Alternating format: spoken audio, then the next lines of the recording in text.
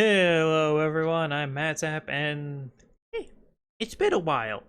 Let me first describe how things have been going, because I'm sure everyone's so interested in that.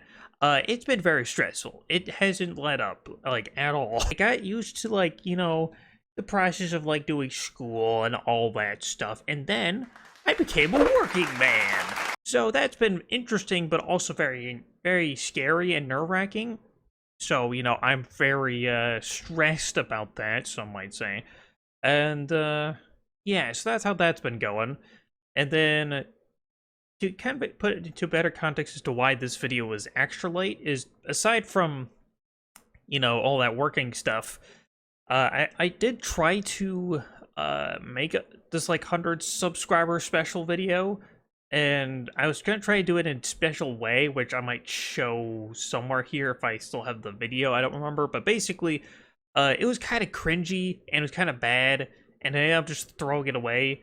So we're just gonna do it like this, where I basically go over my setup while staying in this chair with this layout and everything, and I'm just gonna have pictures over here to the best of my abilities. I didn't really set up very well for this, so we're just kind of flying by the seat of our pants here. But thank you everyone for 100 subs. This is really awesome, and we actually hit it while I've been away.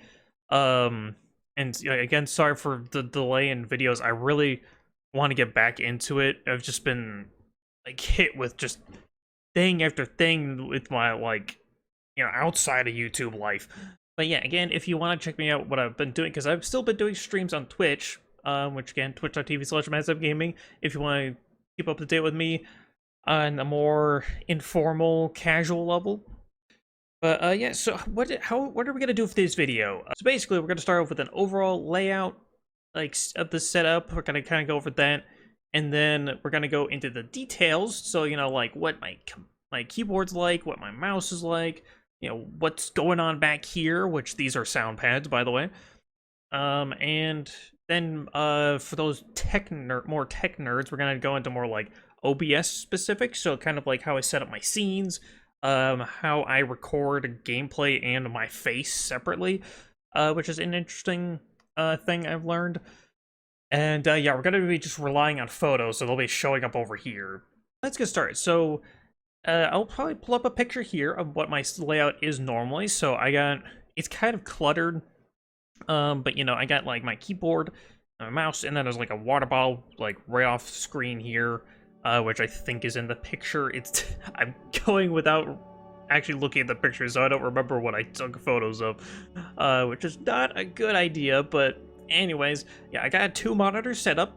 So there's one monitor that's right here, and another one that's right below the camera right up here, and the second one is like an ultra wide monitor, which is kind of weird. I'll go into more detail about it when we get into the specifics. And then over here is, yes, my bed.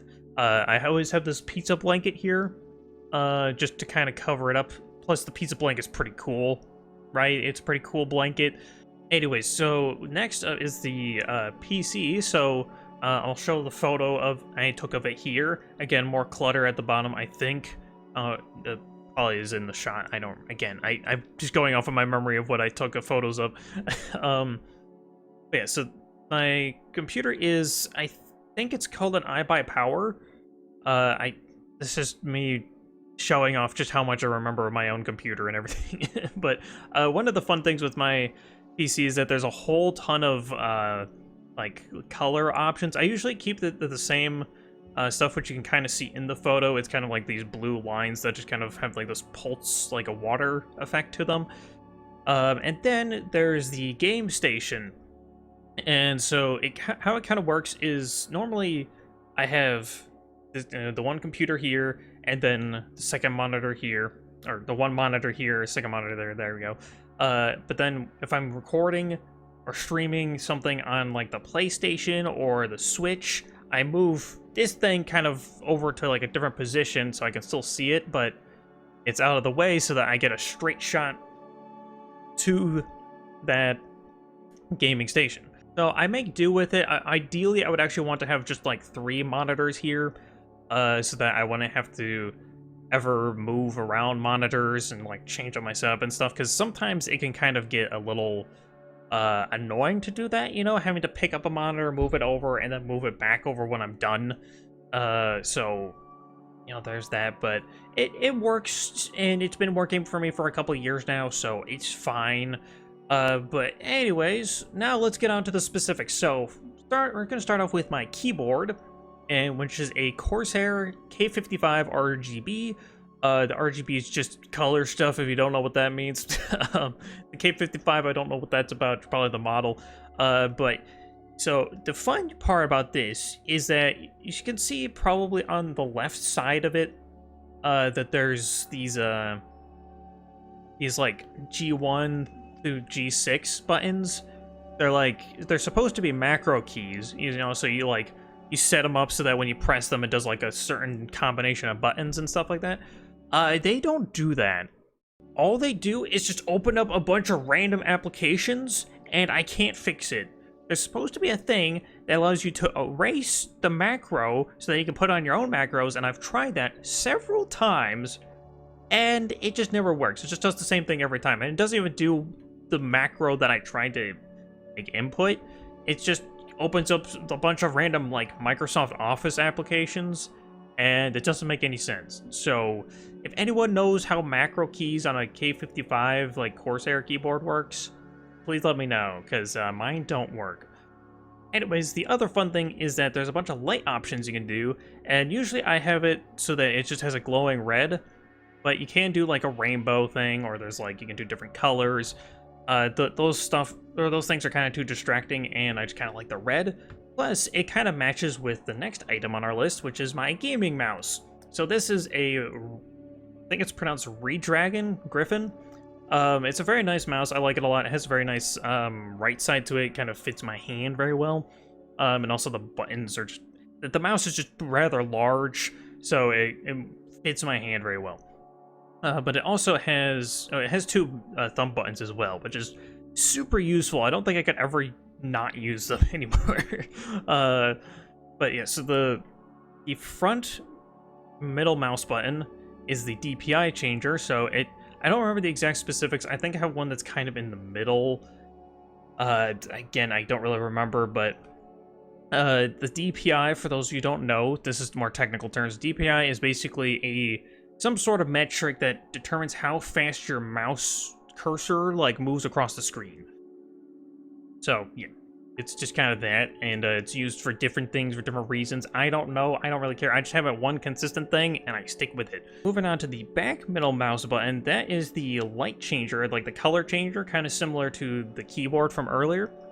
But it has a lot less options, such as the only color it will stay glowing on is red. I don't know why, but it only lets me stay with a glowing red color, so that's why my keyboard's red.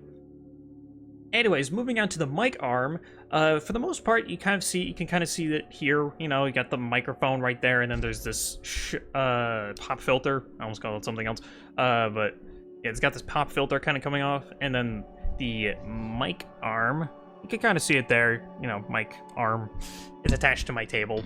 But also, what you might have been able to get a glance of it when I was showing off the mic arm, is there's actually a shock mount on it now.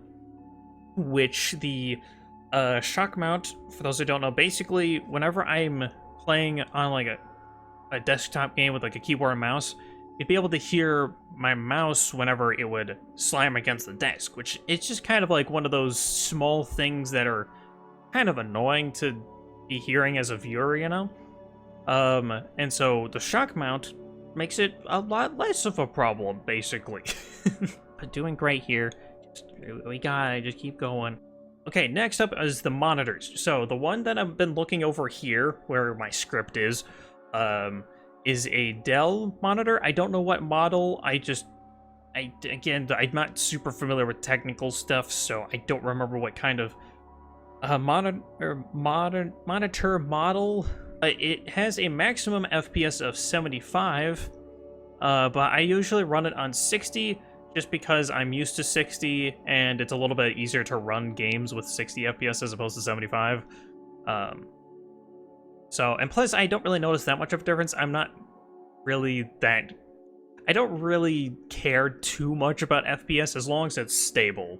The other monitor, this ultra-wide one that's below the webcam, is an AOC monitor, and it has this ultra-wide thing, so instead of the normal 1920 by 1080 like P ratio, you know, that most things have, it's just like a super wide. I think it's like a 2160 by 1080p. I'll correct myself in editing if that's wrong, but basically I have it set at the ultra-wide so that I have more desktop space. It's pretty handy that way. Ideally, though, I would like to have 3 standard aspect ratio monitors instead of having 2 that have different aspect ratios. But again, that's future things. Anyways, next up is the webcam, which is, you know, of course, what you're looking through to see me. So that is a Logitech C922, which allows for 1080p 30 FPS. But I actually use a different resolution of 1600 by 896, which helps reduce file size, which isn't as much of a problem now with OBS because they made it somehow work a lot better with webcams. I don't know how, but it also reduces CPU usage, which is also really important.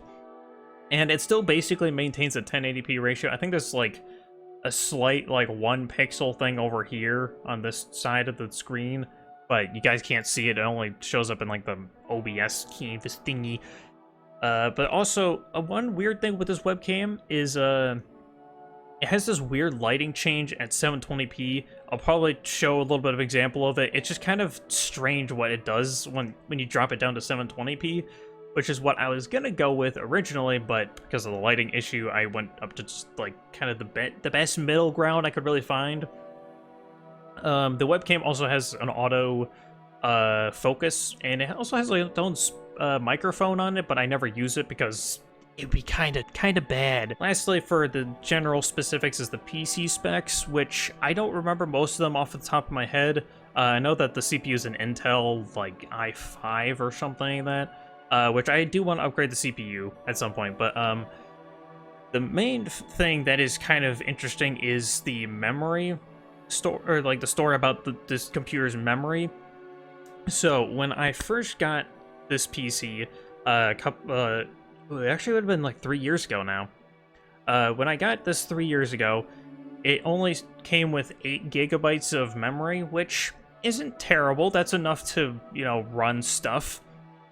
But I kind of thought that, you know, I should try to upgrade this to, you know, be able to run things better and just kind of have a little bit more power with the computer, right? Makes sense. And so I was going to look for a 16 gigabyte upgrade so that I could get up to like 24 gigabytes because, you know, that's going to be pretty good for a streamer for the most part. But I ended up going with 32 gigs of RAM. So now this PC's running at 40 gigs of memory, which is an insane amount. It's not like, you know, ludicrous per se, but it's like a lot.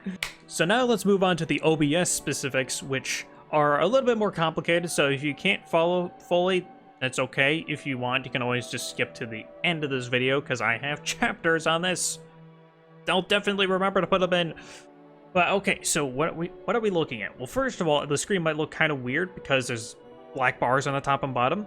That's because we're looking at the ultra-wide monitor screen, so, you know, again, the aspect ratio doesn't match the normal video space, so that's why there's some black bars on the top and bottom. It's kind of like one of those widescreen movies in a way.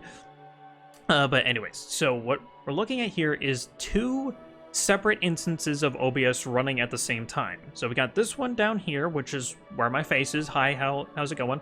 And then there's the second one up over here where you can see it kind of looks like I'm going into infinity. This is what you guys are actually looking at the moment. Now, how I do this normally is this one down here is still my face. Hi, how's it going? And this second one up here is the game. Now, obviously, because this is a setup tour video, we don't really have a game to play, so that's why it looks like this. But I also have a stopwatch over here, which is at 3 minutes, because I kept messing up how I was wanting to explain this. So how do I have this happen? How am I doing both of these at the same time?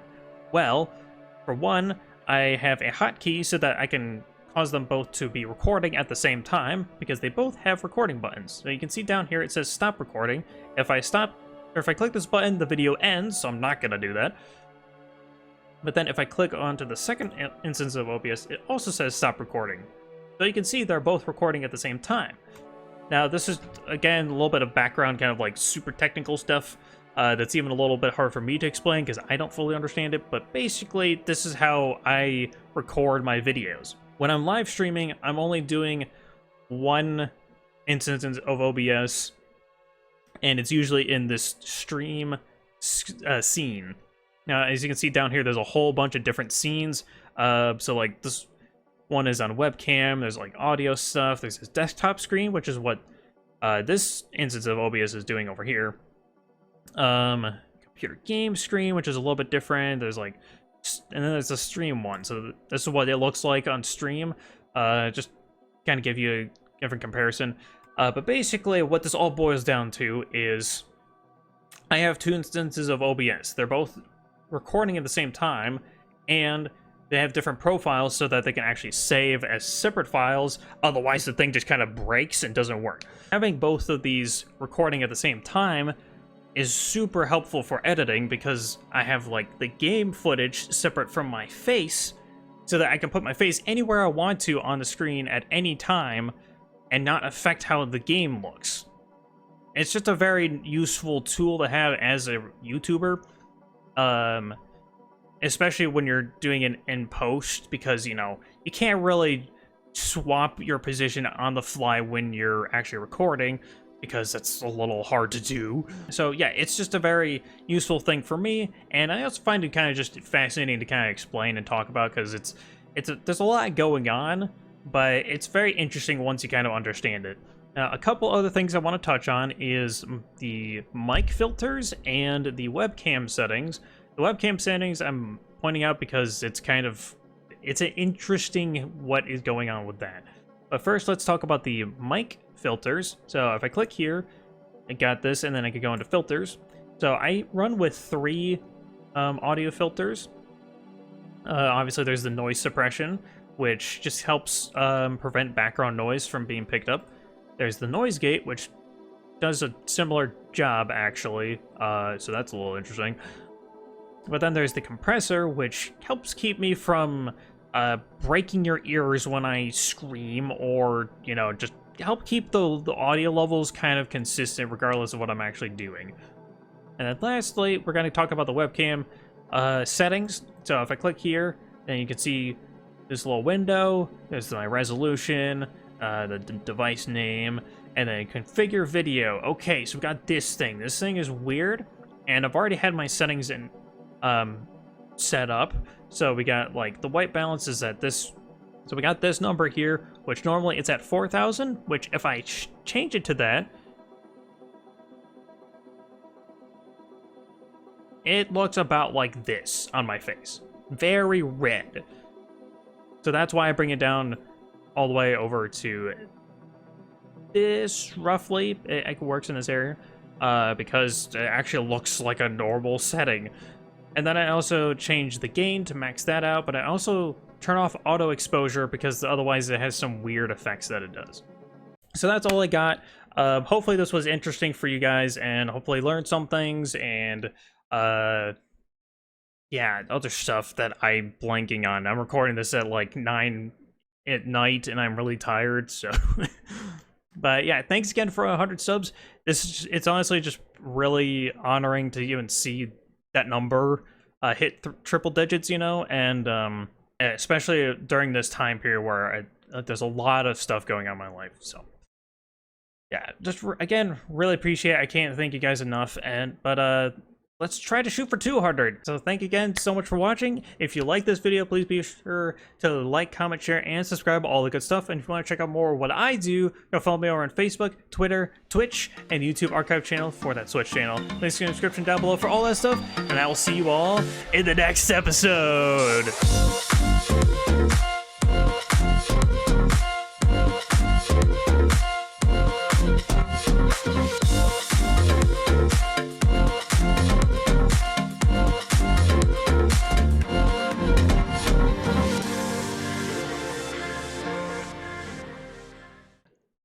God, it feels good to say that again.